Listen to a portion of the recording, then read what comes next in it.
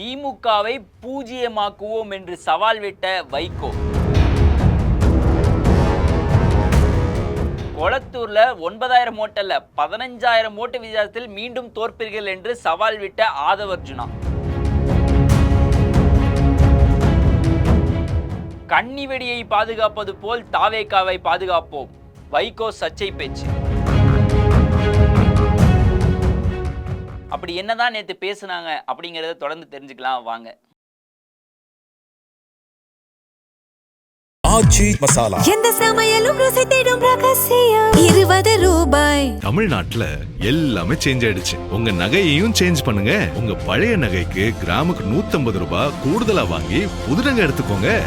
அதே கம்மி சேதாரம் தான் உங்க லலிதால மட்டும்தான். நேயர்களுக்கு வணக்கம்.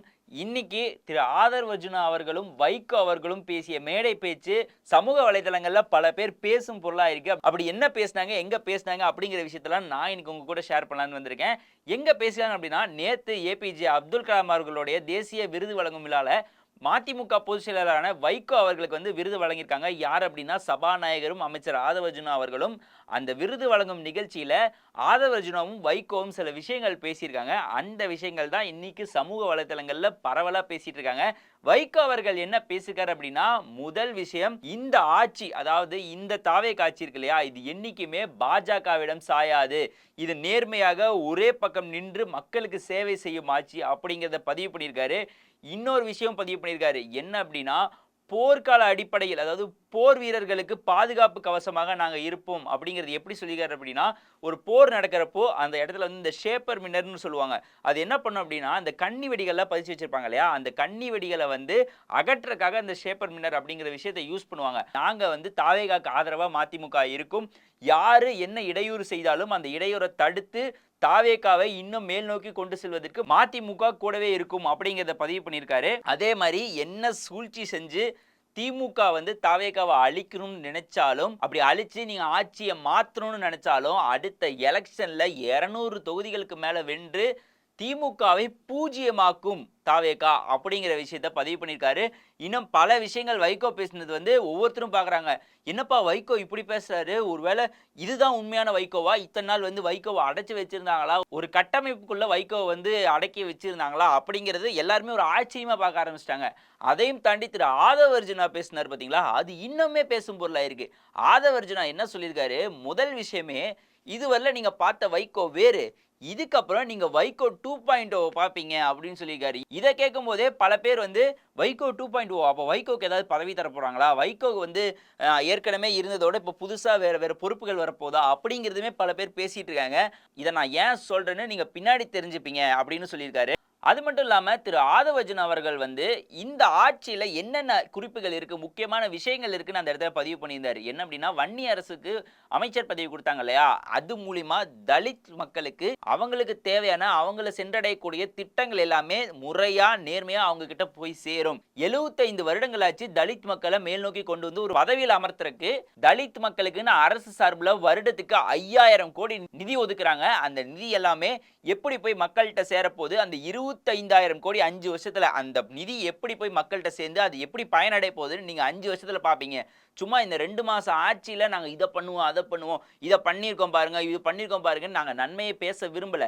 5 வருஷம் கழிச்சு இவங்க என்னெல்லாம் பண்ணியிருக்காங்க பாருங்க அப்படின்னு நீங்க பேசுவீங்க அப்படிங்கிறதையுமே ஸ்ட்ராங்கா பதிவு பண்ணிக்காரு. அதே மாதிரி எந்த அமைச்சர்கள் மேலேயுமே அந்த ஊழல் குற்றச்சாட்டுங்கிறது ஒருபோதும் வராது. முக்கியமா ஷாஜகான் இருக்கார் இல்லையா, அமைச்சர் ஷாஜகான் IUML, அவர் மேல இதுவரையில ஒரு ஊழல் குற்றச்சாட்டு கூட வந்தது கிடையாது. இதை சிஎம் விஜய் அவர்கள் இருக்கார் இல்லையா, அவரே எப்படி நல்லா பண்றாரு பாருப்பா, அவர் மேல குற்றச்சாட்டே இல்லாம அவரோட வேலையை அவர் சரியா செஞ்சுட்டு இருக்காருன்னு ஒவ்வொரு அமைச்சருமே முதல்வர் பாராட்டுவாரு. அதுல ஷாஜகானை குறிப்பிட்டு நிறைய தடவை பாராட்டியிருக்காரு அப்படிங்கிறதையுமே ஆதவர்ஜுனா அந்த இடத்துல பதிவு பண்ணியிருந்தாரு.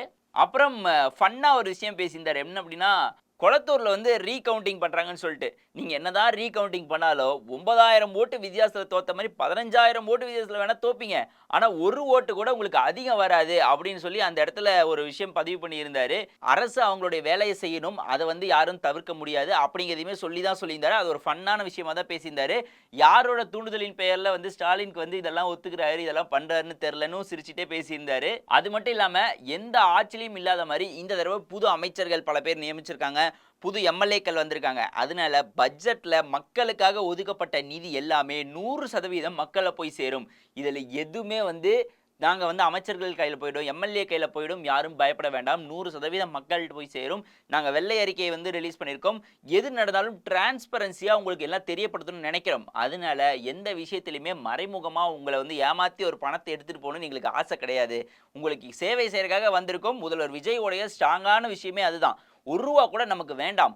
மக்கள் பணம் மக்கள்கிட்ட போய் சேர்ந்தா போதும். அதுக்காக தான் நம்ம இவ்வளோ முயற்சி, இவ்வளோ கஷ்டப்பட்டு இந்த இடத்துக்கு வந்திருக்கோம். அதை முறையாக செய்யணுங்கிறது தான் அவரோட உத்தரவு. அந்த உத்தரவுக்கு நாங்கள் எல்லாமே அடிப்படையும். எந்த விஷயத்திலையும் மக்களுக்கு பிரச்சனை வராமல் நாங்கள் கண்டிப்பாக பார்த்துப்போம் அப்படிங்கிறதையுமே அந்த ஸ்டேஜில் பதிவு பண்ணியிருக்காரு. அதையும் தாண்டி இஸ்லாமிய சகோதரிகள் இருக்காங்க பார்த்தீங்களா, அவங்களுடைய மேல் படிப்பு இன்னும் கொஞ்சம் சில இடத்துல தடங்கலாக இருக்குது. அவங்களுடைய மேல் படிப்புக்குமே நாம் என்ன பண்ண முடியுமோ, இந்த அரசு என்ன பண்ண முடியுமோ அதை முறையாக செஞ்சு முடிக்கும் அப்படிங்கிறதையுமே அந்த இடத்துல அவங்களுக்கான கோரிக்கையை நிறைவேற்றும்படி அவர் பேசியிருக்காரு. இன்னும் இந்த 40 நாட்கள், இந்த 50-60 நாட்கள் ஆட்சி மட்டும் இல்லாமல் இந்த 5 வருடம் ஆட்சி எப்படி இருக்குங்கிறது மக்களோட எதிர்பார்ப்பை நோக்கி இந்த ஆட்சி நகர்ந்துட்டு இருக்கு. அதாவது மாற்றம் வேணும்னு ஆசைப்பட்டாங்க, மாற்றம் வந்துச்சு. இந்த விஷயம்லாம் மாறணும். ஒவ்வொரு போக்குவரத்துலையா இருக்கட்டும், ஒரு மது விஷயத்துலையா இருக்கட்டும், ஒவ்வொரு விஷயமும் மாற்றணும்னு ஆசைப்பட்டாங்க. ஒவ்வொரு விஷயமா மாறுது. முதல்வரா மட்டும் இல்லாமல் மக்களில் ஒருத்தனா எல்லா இடத்துலையும் நின்று பேசுறாரு, எல்லா இடத்துலையும் மக்களை சந்திக்கிறாரு. நேற்று கூட பார்த்தீங்கன்னா மெட்ரோ ட்ரெயினில் ஒரு அம்மா கிட்ட அந்த அம்மா அவ்வளோ அன்பா முதல்வர்கிட்ட பேசிட்டு இருந்தாங்க. இந்த விஷயம்லாம் நம்ம சோஷியல் மீடியாவில் பார்த்தோம். இன்னும் இந்த ஆட்சி மாற்றத்தால் தமிழகம் எப்படி தலைநிமிர போகுது அப்படிங்கிறத தொடர்ந்து தெரிஞ்சுக்கலாம். அது தொடர்ந்து தெரிஞ்சுக்கணும் அப்படின்னா நம்ம கிங் 360 இருக்கிற வீடியோ ஃபுல்லாக பாருங்க. அண்ட் இதே மாதிரி இன்னொரு அருமையான செய்தியுடன் நான் உங்களை சந்திக்கிறேன். அது வரைக்கும் நான் உங்கள் ஜெகவின். ஆச்சி மசாலா. எந்த சமையலும் ருசி தேடும் ரகசியம் ₹20. தமிழ்நாட்டுல எல்லாமே சேஞ்ச் ஆயிடுச்சு. உங்க நகையையும் சேஞ்ச் பண்ணுங்க. உங்க பழைய நகைக்கு கிராமுக்கு ₹150 கூடுதலா வாங்கி புது நகை எடுத்துக்கோங்க. அதே கம்மி சேதாரம் தான்